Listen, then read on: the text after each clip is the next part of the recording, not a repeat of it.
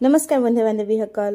যিসকল বন্ধু বান্ধৱীয়ে অগ্নিনাভ শিৱ মন্দিৰ দৰ্শন কৰিবলৈ যাম বুলি ভাবি আছে তেওঁলোকক এটা কথা জনাই দিও যে ৰাজহুৱা যিটো আমি শৰাই লৈ যাও আমাৰ ফালৰ পৰা তেওঁলোকে সেই শৰাইখন নলয় তাৰ ওপৰঞ্চি আমি 501 টকা শৰাইখনৰ নামত দিব লাগে তেওঁলোকৰ ফালৰ পৰা আমাক শৰাই এখন দি দিয়ে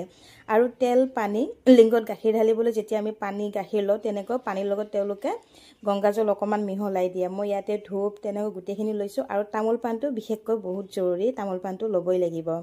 আৰু এনেদৰে মানে লাইন ধৰাৰ প্ৰসেসবোৰো বেলেগ বেলেগ লিংকত গাখীৰ আৰু পানী ঢালিবলৈ লাইনটো বেলেগকৈ যাব লাগিব আৰু ইপিনে বাবাক দৰ্শন কৰিবলৈ লাইনটো বেলেগকৈ ধৰিব লাগিব আৰু আইৰ পৰা আশীৰ্বাদ মানে নিৰ্মালি লবলৈ সেই লাইনটো বেলেগকৈ ধৰিব লাগিব আৰু যেটো আপোনালোকে টিকট লব নহয় প্ৰসাদ দিবলৈ 501 টকা সেই লাইনটো বেলেগ হয়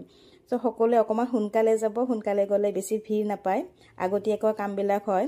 আৰু দেখিছেনে কিমান ভিৰ মই যোৱা দিনাখন সোমবাৰ আছিল কাৰণে বহুত ভিৰ আছিল বহুত সময় ৰখিবলগীয়া হৈছে কমা 7টাৰ পৰা 12টা বাজি গৈছে মোৰ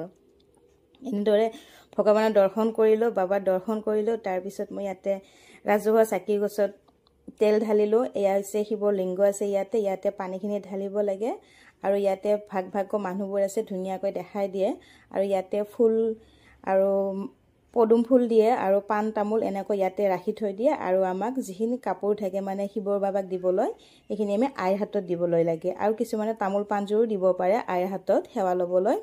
সো এনেদৰে আমি সেৱা ললো বাবাৰ দৰ্শন কৰিলো অগ্নিনাভ মন্দিৰত